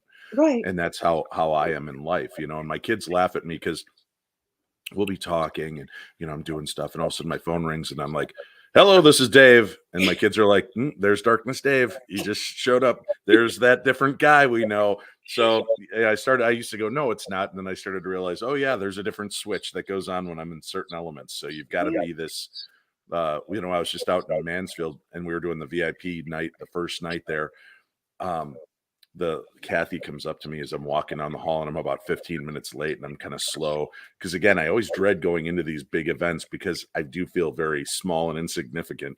And Uh-huh. I'm kind of walking down the hall all quiet, and she walks up to me and she goes, I need you right now. Everybody's acting like wallflowers. They're all sitting at their tables. Nobody's mingling. I need you to go in and get that energy up. And I said, okay. And I walked in the doors and I'm like, hey, everybody, how you doing? Welcome to the show. And within 15 minutes, everybody's up walking around, mixing and talking. And you Mhm. have to do that. But it's funny because it's like, all right, this is a new task. Can I get 180 people off their asses and out talking again? And that was it. And it was Yeah. fun. And once we do it, then the other celebrities do it. And it's great because people think, oh, the paranormal celebrities just hang in their little pot. It's because we know each other and we feel safe with one another. It's not that Exactly. we're standing there like, ooh, look at those underlings. It's like, oh my God, they're looking at us like we're fish in a fishbowl, Yeah. And then once you get out there and you just start introducing yourself, you become human to Yep. them and to yourself again. So, Which and that's I'll tell you what, my experience with that was amazing because as you're talking, I remember you sitting down like, I'm just gonna sit here by myself and eat. You guys are all my friends. You're my no, I just need to get in with me, and right. there's Brian and Mike, and they went into their own little clique, and Rob is like, hey everybody, but I'm not gonna look at anybody. We all Yeah. and I sat there going, oh boy. I mean, don't know which way to go, but I get it because everybody did the same thing, and it took you finally finishing eating, kind of screaming, okay, everybody mingle, talk, let's do this, and it was such a beautiful experience at that point, you know. And for myself, like I don't know if you do this on your radio. For my radio, I always tell my producer, I'm so nervous. He's like, get over it. You've been doing this for 2 years. I'm so nervous. I don't know how to talk. What am I supposed to ask them? Because I don't prepare. I don't prepare questions. I Mhm. don't Google you. I don't want to know what color your underwear is unless I ask you. You know what I mean? But it's nerve wracking because you're going, this isn't my forte. This isn't, and it doesn't matter how many Well, times. obviously, it is your forte. You know what to ask when you get in, and you engage somebody into what they are and what they're here for, and Right. to share. So that's what I've done on my show, and I do on a new show. If I can mention the Paranormal 60, it's every Monday and Friday night, 9 o'clock on YouTube. Yep. You can find it, and then right after the audio is released to most paranormal platforms, so you can find it and listen to, or not paranormal, but podcast formats. You can find it on iTunes and Amazon Music and Google, podcasts and all of those. So just go look for the Paranormal 60 with Dave Schrader. I call it that because it's supposed to be a 60-minute show. Yeah. I'm a talker. Sometimes you get 75 minutes. Sometimes you get 62 minutes. Sometimes you get, but it's always over. So I under promise and over deliver on every episode. So I love it because that was the one thing because I'm getting good at like going to people's like Wikipedia page or whatever. At least get the basics. So I know this, right. and I will tell you what I was like. Oh, he's Paranormal 60, but then he's Darkness Radio. But another guy's now I got to stop googling because now I'm getting confused.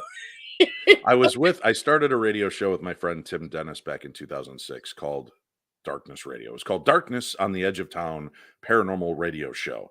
But Oh, that was really long to type in a URL. So I just bought Darkness Radio, and that's how everybody referred to us. right. And I just left that this year after 16, 17 years of being the host of that show Mhm. and turned it over to Tim for his time to shine.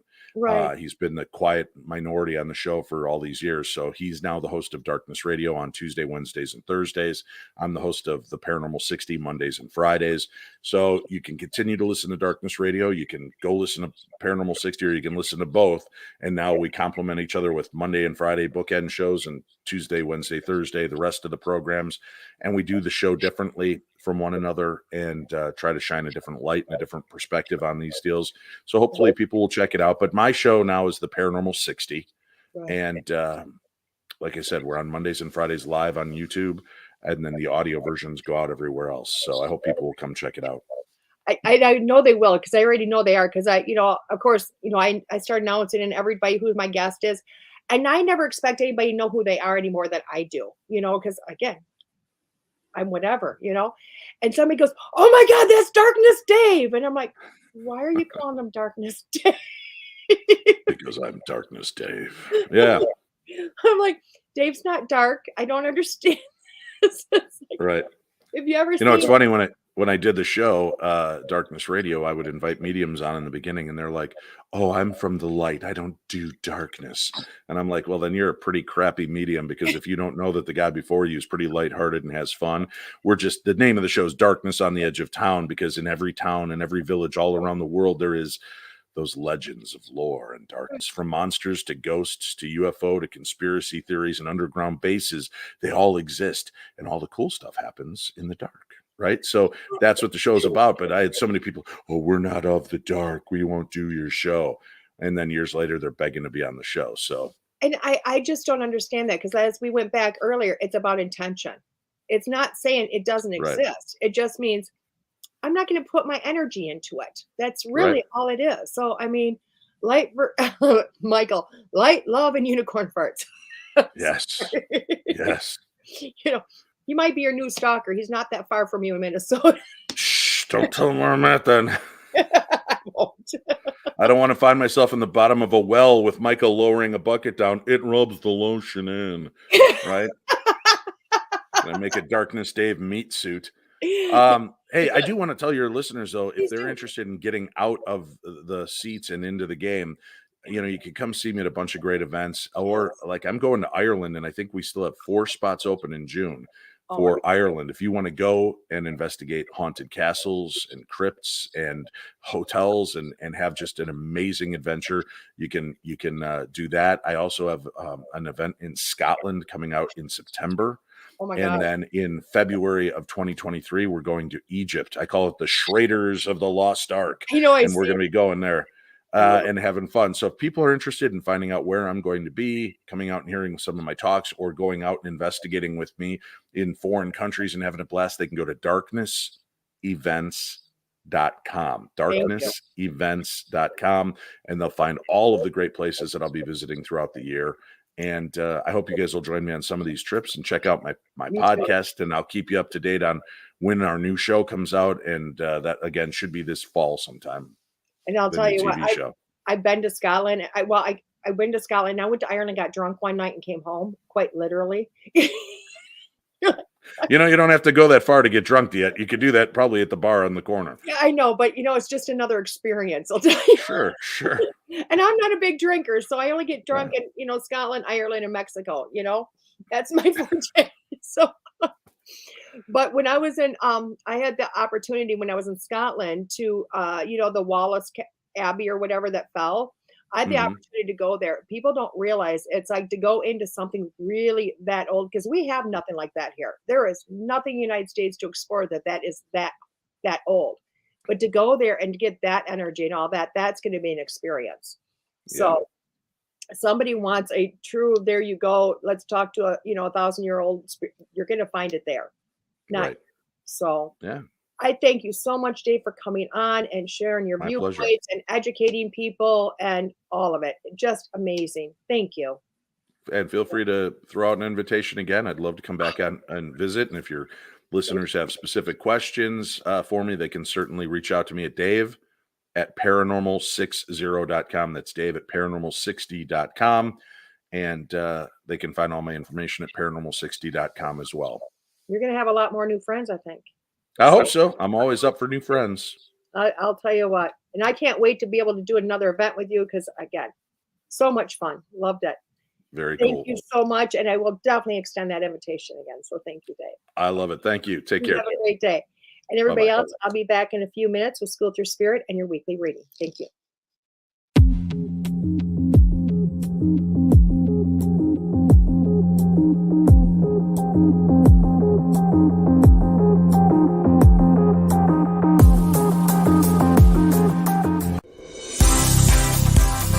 A certified spiritual life coach, animal communicator, past life regression, and a psychic medium. This is Charlie Lynn.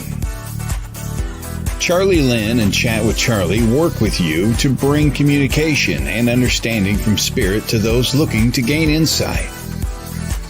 Charlie Lynn's spiritual journey has brought her to you, so take advantage and contact Charlie Lynn today. Book a reading, indulge in some Reiki work, or take the next step in your life with some spiritual life coaching. No matter, Charlie Lynn is here to help you. Search Chat with Charlie on Facebook. That's Chat with Charlie on Facebook.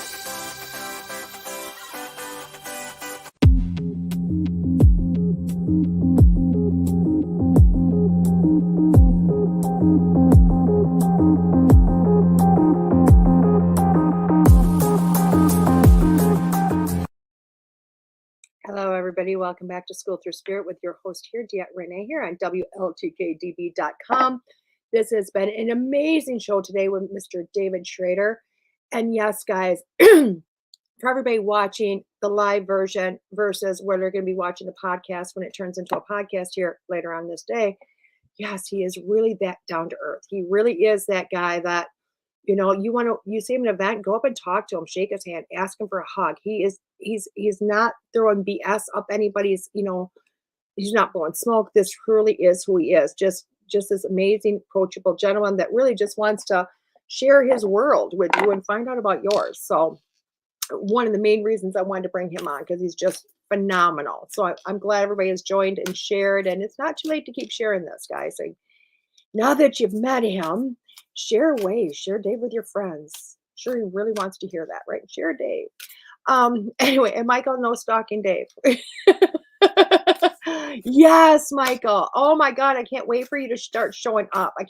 Michael, we need to find a date. When's your first Monday off after retirement that I can grab you and sneak you in here? Because I cannot wait to share you again with the world. So let's do 5-card stud. I like that 5-card stud. Oh, and to let everybody know that doesn't know this yet, I am going to have a new show, guys, on here, and it is not Monday mornings. I'm doing a Tuesday evening show at 6 p.m. on Tuesdays. Anytime in July, you bet. Bonus. I'm gonna shoot a date to you, Michael. God, I feel like I get into business and settle that first. But anybody that wants to know, I'm going to do just a reading show, just readings. Okay. Just readings. Like I'll either use my magical, mystical Harry Potter, magical, mystical Harry Potter, can't say his name, Harry Potter powers, or I'm going to pull cards, whichever one. But it is called Unfiltered with Diet Renee. I think it's perfect because God knows I don't have a filter. I have no couth. I have no filter. June 27th is your first Monday. You know what, Michael, now that I got you on, I'm looking at the book. Yes, guys, I'm old school. Let's see. Let's see if I can take him on because I've been wanting Michael back on the show forever. If you'll say yes, Michael, let's put you on June 27th. I want to be your first thing you do when you retire. That sounds really bad, but first show anyway. So if you'll take it, I'll put you in June 27th. And then everybody will know who's on that day. But what was I saying now? Oh, I can't remember what I was saying. But I'm going to use one or the other in a new show. So it'll be, I'm in. Boop, got Michael on June 27th, guys. And that will be his first official mediumship, psychic, whatever, with this new life. So, because he is retiring, and I love it. I love it. But it will be that. We're going to start it sometime in June. Not sure when. It's just going to be me, no guests, only an hour long. But, you know, I have a lot of people asking to do readings, so it's my way of kind of giving back and doing as many as I can. in our period of time. So, and we'll see how it goes. But, I'm going to need your help, guys, with that. When we start posting and start coming on, I'm going to need you guys to show up and share. But again, it's a Tuesday evening. So, my other computer screen froze. Thank God I'm looking over. My face doesn't look so bad over there. So, um, let's do 5-card stud here. 5-card stud. Okay. For anybody tuning in, that's tarot. So, card number 1. Oh, I should probably tell you what cards I'm using today. Adventures or Nature's Whispers Oracle deck, and that's with Angela Hartfield and Josephine Wall. How's that? Can you guys see it? Perfect.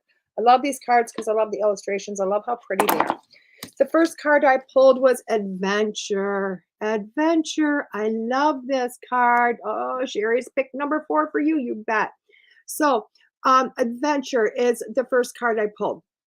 And I do like this because if you pick number 1 as your card for the week, you are looking at what is life is an adventure, guys. Life is an adventure. I like the aspect is when you're looking at this card, you're really looking at the fact that you just have this mermaid sitting in a shell. She's sitting in a shell and she's looking over everything. She's seen everything from a different angle. Everything from a different angle. Now, everybody looks at adventure as something they have to go and they got to go jump off a cliff or they got to go rock climbing or they got to do swim with the sharks, whatever. It's not all that, guys. Adventure is just doing stuff out of the ordinary that really is just something you want to do. Something, again, that word spontaneous. It's about finding the fun in life, finding the love in life. Start looking at life as an adventure. Look at your day-to-day as an adventure. Sometimes getting out of bed is an adventure. So you're really starting, it's like that attitude adjustment, guys, again. I think this card is telling you good at attitude adjustment. Start looking at life a little bit different. Look at the adventures you're having. Have a blast and just start enjoying your life. I love how you guys are all putting your numbers in that you picked. Who picked number 2? Breakthrough. Breakthrough. I love this. Oh my God. I'm going to say that I have been saying the words, I love this so much lately. And it's just my own attitude adjustment because I am loving life, guys. I'm loving life. But number 2, breakthrough, is Shelby. There you go. Shelby, you're going to go home with pink today. Breakthrough. It really is, as you see, it's a pushing through. It's a pushing through. It's getting through.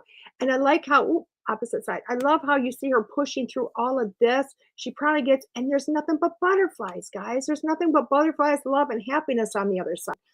And if you pick number 2, it tells me that you have been dealing with a lot of situations, maybe in your mind, maybe on the outside, but you're going to start getting the solutions. You're going to start seeing the solutions. You're going to start seeing yourself push through things, push through barriers, push through your comfort zone. And you're just going to be coming on the other side of things. Maybe life is going to get a little bit easier. Now, that doesn't mean there won't be struggle again, but the breakthroughs tell me you are going to get through this. It's beautiful. Everything is fine. Okay. And that you're fine. Okay. So look for that. Number 3, contemplation. Contemplation. The dreaded contemplation, which means you got to think about it. Right? Picking number 3 tells me that you have a lot of things going on in your mind. You have a lot going on in your life right now. And it's time for you to sit down and think. It's time for you to get off the bandwagon of just walking through life. And it's time to get on that of thinking about what you're going to do. Thinking about, what's next? What do I want to do? What do I not want to do? Do I want to keep this job? Do I want to retire? Do I want to, switch and do something else? Do I want to stay in this relationship? Whatever it might be. This is your week to start thinking about things and where you want to go in life or what you want to do. Okay. How do you want your life to appear? How do you want to live it? And this is your week to start thinking about that. Okay. And remember, look at this card. Look at all the activity and the possibilities in there. Okay. Tons of possibilities. Ideal course of action. Ooh, I like how this one, for all those that picked 3 and then picked 4, ideal course of action. Okay. So I do think this is a continuation of card number 3. So as you're going through the contemplation of everything you want in life or what you want to do, what's next, you're looking at which way to go next. Where should I go? Where, it's like, as you see in this card, she's got a goal. She wants to get here. But what is the best way for her to get there? What is the best way for her to get there? And that's what you're looking at in life. What is my goal? Just because we have goals doesn't mean we don't have to put an action plan into place. And that's what you're looking at. Now, just because the road in front of you might look straight does not mean it's always the best road to take. Sometimes you have to take a right and go through some bumps. And sometimes those bumps really add that extra adventure, extra fun into where you're going to, but it doesn't mean you have to take that road either. Okay. So you're starting to plan how I'm going to get there, how I'm going to get there. So if you've been looking at wanting to quit your job or retiring or doing whatever, this is your time to start going, okay, I want to own a business. I want to do this. Now, how am I going to get to that point? I still have to have my job. I still have to do this. I still have to do that. But it doesn't mean you can't start planning. How are you going to get from working for somebody else to working for yourself? Okay. So right now you're in that idea of planning it. Okay. Oh, baby, I picked number 5. I picked number 5. Make a wish. Make a wish. How beautiful is this card? Make a wish. You know how me and Dave were talking about intention? Intention. It's all finally retiring. Woot toot. I love it, Brenda. Um, Make a wish. I love this card because life is about intention, manifestation, making dreams happen, making your reality happen, you know? And what is it you wish for? What is it you dare to wish for? And that's probably a bigger one. What do you dare to wish for? Okay. We are all sitting in life. We are all doing things. We all want things. But you know, when it always says, be careful what you wish for because you'll get it, because you're putting that intention out there. So take your moment. Think about what you want. Make a wish. Put the intention out. This is your time to go, I can have this. I can have it. Okay? So don't forget about making a wish. So, and I love how all these cards, because if you are the person that picked all the cards, they really do kind of they all come together because number one is a sense of adventure, which is kind of changing that attitude, changing your way of looking at life, knowing that everything in life is an adventure. Number two is the breakthrough card. So if you pick number two, you're really starting to break through some of those walls. You're breaking through some of the ways of thought process. Number three is now you're into contemplation. You're thinking about things. You're thinking, what do I want to do? Where do I want to go? How do I want things to be? Blah, blah, blah.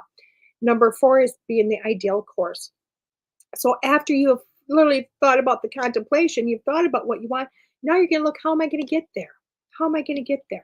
What is happening? Which way am I going? And it comes through the number 5 because even after all this, you have to put your intention in. I want this.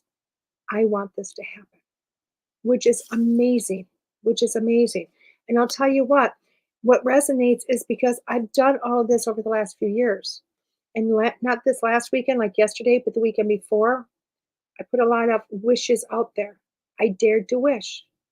I dared to wish. And now I got to see what happens, which is amazing, amazing. So hopefully they all make sense to you. Now let's do the clarification card. How's that? I almost forgot about it. I feel like this week we don't need the clarification, but I pulled it out, so we're going to do it. I'm using the Oracle of the Hidden Worlds by Lucy Cavendish. Like that. Lucy Cavendish. Awesome. Awesome. I love these. They're a little bit more philosophical, I feel, when I look at these cards. Anytime I see cards sideways, oh, let's do that too. Perfect. Oh my God, guys. I guess Spirit says you're going to get an extra one this week. So there you go. So let's do this one.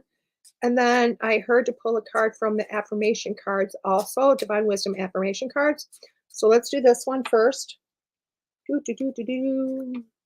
Charge. My screen literally has frozen on the other side. I have no idea what is going on in life here. It'd be nice to know. I pulled your card. I'm just in suspense. Here you go. Can you see it? Can you see it? I can't see it. There, now I'm unfrozen again. Oh, but look at that. I'm back in commercial. Anyway, so what is your affirmation card? Skyfire. Messages, channels, information. Sky. Oh, that is so cool. Messages, channels, and information. Can you see it? You see all the mountains, right? But then do you see the person right there? Showing it closer. Can you see her? I love that. I love that. And I will tell you what, when you're getting this, I think they're at the clarification card for this week. It's really why you're doing all this work. Why you're going within, you're looking, you're coming back up. Start paying attention to what spirit or energy your guides, your loved ones from the other side are telling you. Okay? Because you're getting lots of messages that are going to help you along the way. Okay? Because remember, you're never alone in this. And the cards that they told me to pick, it's Lisa Williams, Divine Wisdom Affirmation cards. So this is just an affirmation. Apparently, you need this little extra. They've told you what's going to happen. They told you, to listen to the extra resources. But apparently, you need like an intention with this also. An affirmation or an intention, whichever it might be, whatever you want to call it. So we're going to give you your affirmation for the week also. Okay, maybe we'll start pulling this card every week. Who knows? Live the soul's purpose of love and happiness. Oh my God, you can't make it any more perfect than that, can you? Live the soul's purpose of love and happiness. So if y'all want to take a screenshot, there you go. That is your affirmation for this week. And I think it goes through beautifully with all the cards you got this week. So hopefully that all makes sense to you guys. I sure love that. I'm telling you what, that's an awesome card. Awesome way to look in life, isn't it? So let's put this away. So, oh my God, guys, and I agree with you. I want to say this while I still have you guys here with Dave. Remember, Darkness Radio. He doesn't do Darkness Radio anymore. That's his other one he did for years. Oh my gosh, to be such an icon, it just blows me away. But Paranormal 60, again, an amazing podcast that you can see on YouTube, which is awesome. Make sure you send him messages. I mean, if you have questions, ask him. Trust me. This is a man that does not like see your questions and run. So literally, I think he said, I don't know, Todd, do you have his email? Because I want that out coming out. Eclipse made and ready to move forward charge. Exactly. I'll tell you what, I'm so glad, Rada. Do you guys know all those energies? Oh my God, those energies were hard. But yeah, we're coming through that. We're going forward. If we, I will make sure that Dave's email is in the comments or something, guys, so you guys can get that, because I want you to be able to go, okay, I'm going to go to Dave and I want to ask Dave questions, because again, so looking forward to that. And he really does love to answer those questions and just give a resource. For you guys to have somebody, because he will answer the questions. He will answer them. He will go there. Okay. I'm literally going to, it's darknessdaveradio.com. You go to his website, just so you know.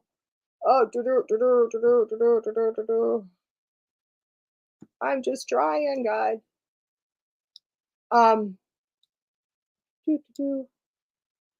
There you go. Dave at paranormal60.com. Dave at paranormal60.com.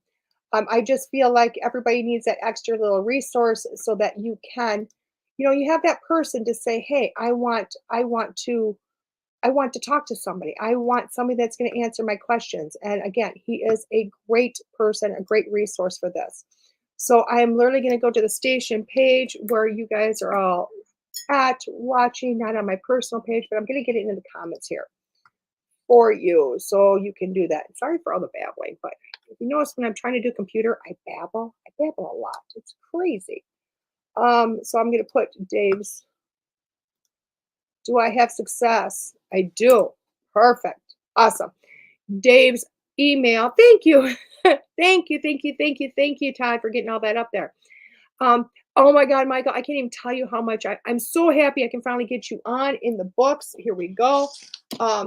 Michael has got a journey to tell you about, and I cannot wait for him to come back on and tell everybody about it, because I've been harpering.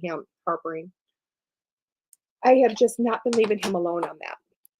So let's talk about all the new things going on with the station. Oh my God, it's so crazy. I'll tell you what, the station is just growing, guys. It's growing and growing and growing. And thank you to all of you for helping it grow.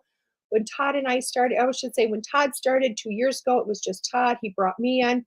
Then it was just me and Todd. It was me and Todd for quite a while. And the station started to grow, and it's been so amazing. how it has just flourished, and it's still flourishing, and there's still more shows that I don't even know about yet. I mean, there's mine, and I think there's one or two more coming out. I mean, it's just, guys, my goal. Remember my intention. Todd cannot get out of his underwear because he's so busy. He just has to sit there and just do this all day long. It's happening. It's happening, guys.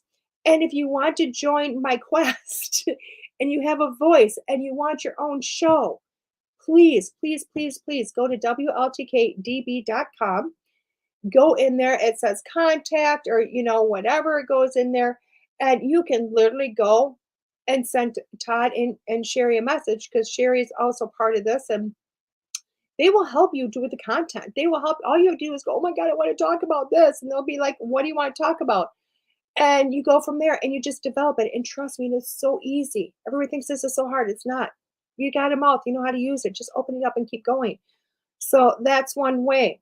Also, guys, if you want advertisement, cheap advertisement, that might actually be a possibility. I hope so, Mike. I'm going to have you guest host my show and see how easy it is.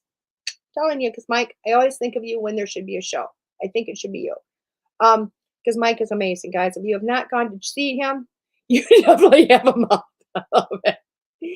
If you've not seen Mike on his own lives, trust me, he's amazing. Oh, and Mike, I found out we have a friend in common, the intuitive lady. You've done shows with her. Anyway, I'm going to bring her on my show because she's freaking amazing.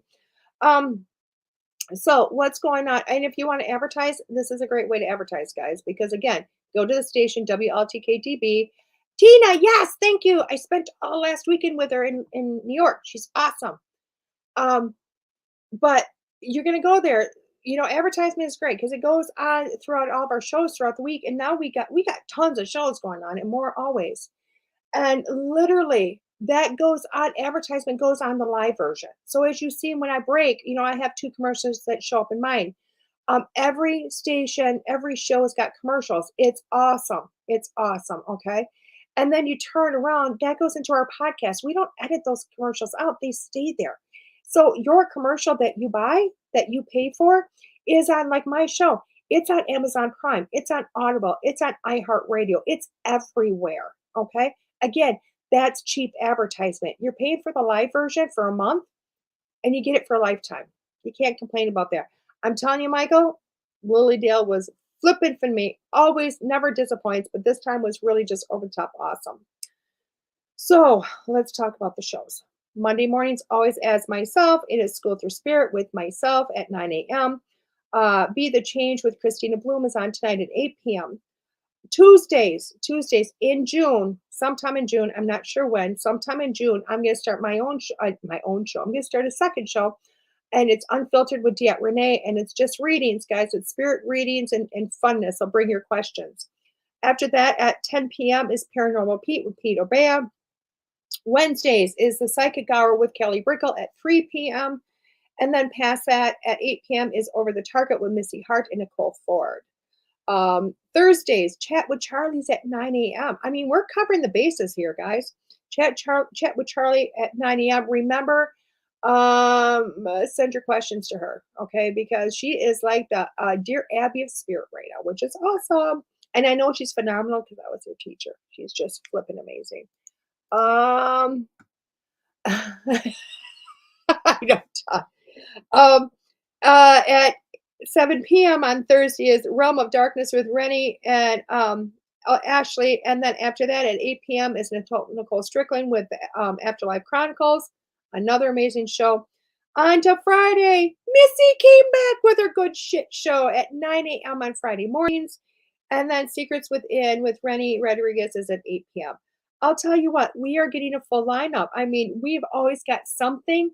And now that we're back to audio also, I mean, visual and the audio, there's no excuse not to put an ear pod in and go to work and listen to us chat.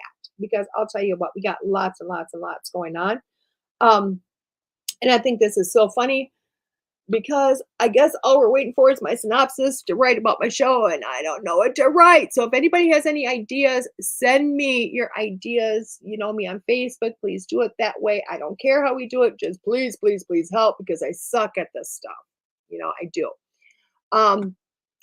But with that being said, guys, I'm going to just end this a few minutes early. I will tell you who I have on next week, but I need a confirmation. I need a confirmation yet. So hopefully she confirms with me very soon. Let me get to that page. If she doesn't confirm, then it will change to somebody else. Let me see. My amazing programming. It is. Oh my God, Michael, I can't even tell you. Oh, I want you to do a show, readings, chats, all of it, Michael. You need to do this. We'll talk. Let's talk, Michael. Thank you, Tim. Now, who I tentatively have on next week, it's, I haven't got the confirmation, so hopefully I get the confirmation, is Jen Gilchrist. She's soul alignment and success mentor, and she's had over 40 dolphin swims. Freaking amazing woman. But I just am waiting for the confirmation. And if I don't get the confirmation, she'll be on another day, and I have no clue who's going to be on. You know what I mean? I have no clue. Maybe I have no clue. I'm going to hold it out. I'll decide. So either Jen is going to be on next week, or it's going to be a surprise show. One way or the other, we're going to have a great time, aren't we? We're going to have fun. It's going to be a blast. Either way, guys, thank you so much for joining me. I so love you guys. You can't even tell. I can't even tell you how much I do. Thank you for joining me. This is Diet Renee here with School Through Spirit on WLTKDB.com. And don't forget to go email Dave your questions. Have a great day.